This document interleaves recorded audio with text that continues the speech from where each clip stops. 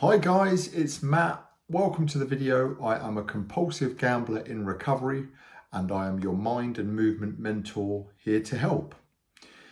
So I wanted to share a gambling story today which symbolises kind of how bad things were for me in active gambling addiction.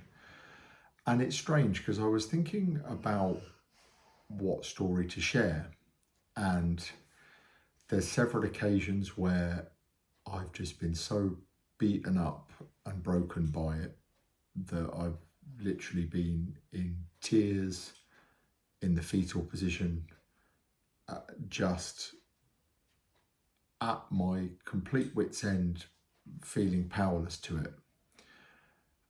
And it's almost like to some degree, I've screened some of those out where I don't have that much memory about what kind of led up to that point. I can remember really feeling terrible, just like absolutely sobbing into my girlfriend Layla's shoulder of just thinking, will I ever be free from this? But the one that seems to not want to leave my mind is one that I'll share with you now, which was, I remember I was going to a football match in the evening. I was going to watch, I think it was Reading versus Birmingham. I am a Reading fan, guilty, I support Reading. And leading up to the game, I was thinking, I'm going to bet on the number of corners that there are in the game. For those who are not hugely familiar with football, that's every time the ball goes out of play for a corner, which is where one team essentially puts it over their own goal line, not into the goal, but over the bar or wide, a corner kick's conceded. And you can bet on how many there's going to be. And I was really screwed for money. And I think I won't talk amounts, but I didn't have a tremendous amount of money available. And the normal bet is that you would bet on generally less than 11 or exactly 11 or more than 11 corners. That's kind of where the line would be. And I remember just thinking, the money that I've got, if I double it, it's not going to really make a difference. So I'm going to bet on some longer odds to try and see if I can get 3 or 4 times my money. So the only way to do that was to go kind of at the extreme end of it and go on over 16 corners. So there needed to be 17 or more, which was unlikely, statistically unlikely. And for context, I think it paid about 4.5 or 5 to 1 on my stake. So I'm thinking about going to the game. I know I'm going to the game. I've got a ticket. And a friend of mine offered to do some boxing pad work with me at the gym. And the game's at 8 o'clock. This was about 4 or 5 o'clock. So shortly before heading down there. And I remember I was excited to do that because I felt that like I could learn from him. But all I can think about at this time is this bet that I've got on.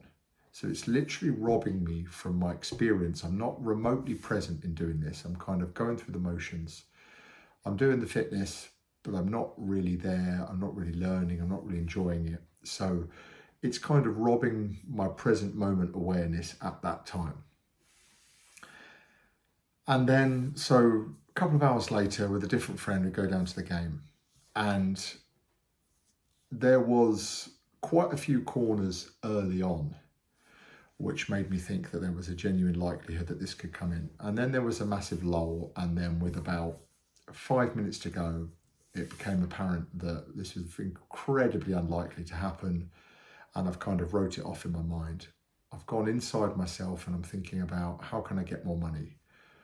When can I place the next bet? What am I going to do? When can I continue to gamble? What are my options? And then lo and behold, there's a passage of play at the end of the game where I think the time had gone up for an allocated 3 or 4 minutes to be played left of the match. And I think I needed 4 corners, which for anyone that watches football knows is incredibly unlikely. Birmingham are winning the game. It's Reading versus Birmingham at Reading. And Birmingham take the ball to the corner flag and to waste time, which is often what football teams do. And they keep the ball in the corner and the ball pops out for a corner. And then they set up this short corner. Those that watch football regularly will understand this. To kind of time waste, keep the ball in there where the Reading players can't get it, deflects out, there's another one.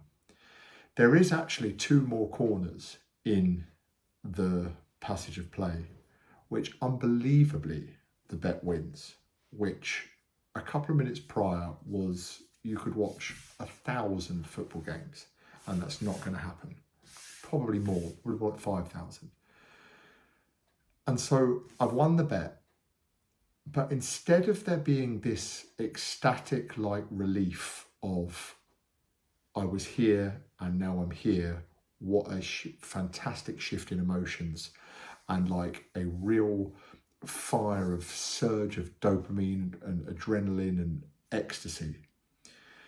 There's just almost this brief little like sigh of, oh, that's good, that isn't remotely kind of a charge for emotion or joy or happiness or surge of positive emotions. And then immediately I go into, well, what are the games tomorrow? Pull my phone out. What are the fixtures tomorrow? So the match hasn't even ended. There's 20 seconds to go at this point. I've won the bet. And I'm now thinking, when is the next bet coming? And this just stands out to me because it really symbolised just the nature of how almost win, lose or draw, it will never be enough. It's the act of the participating, the adrenaline, the excitement, the uncertainty, whatever is in that placing of a bet that has scientifically been proven is more stimulating to a compulsive gambler than actually winning. They've done studies on that to show. And I remember we were kind of stuck in traffic leaving the ground, and there was no signal on my phone, and I was getting frustrated that we weren't in an area that I could gamble, because I placed the bet online, so it would have paid out immediately. And I couldn't, minutes, not even hours after the full-time whistle, I'm kind of gone back to my baseline of just being a frustrated, desperate to gamble. I'm not relishing in the victory that at 4 o'clock, if you'd have told me you're going to win this tonight, I would be, oh my God, that would be amazing. That would be brilliant. That will sort this out. That will sort that out. There was absolutely none of that. That what sold me the dream and that was occupying my mind and that I was kind of, thinking about in my mind and running scenarios in my mind while I'm going through the motions doing this boxing session, I would have just evaporated and just was never there. And it was basically just a mirage of the way I was going to feel. And it really just, I think about this quite a lot, of just how there is a ceiling of happiness. Happiness is the wrong word, but kind of stimulation that you're ever going to receive. And the more you play, the more you're going to try to find that doesn't actually exist. And, it's just going to set you up for failure. So slightly contorted, convoluted story there, which may or may not resonate with some of you. I think it certainly will resonate with someone that has more compulsive gambling tendencies. For those that don't, maybe it's a snapshot into just how gambling addiction can be so all-consuming. And even though that was only one afternoon/evening, that was a long period of my life with more of those instances than I care to mention. So thanks for listening.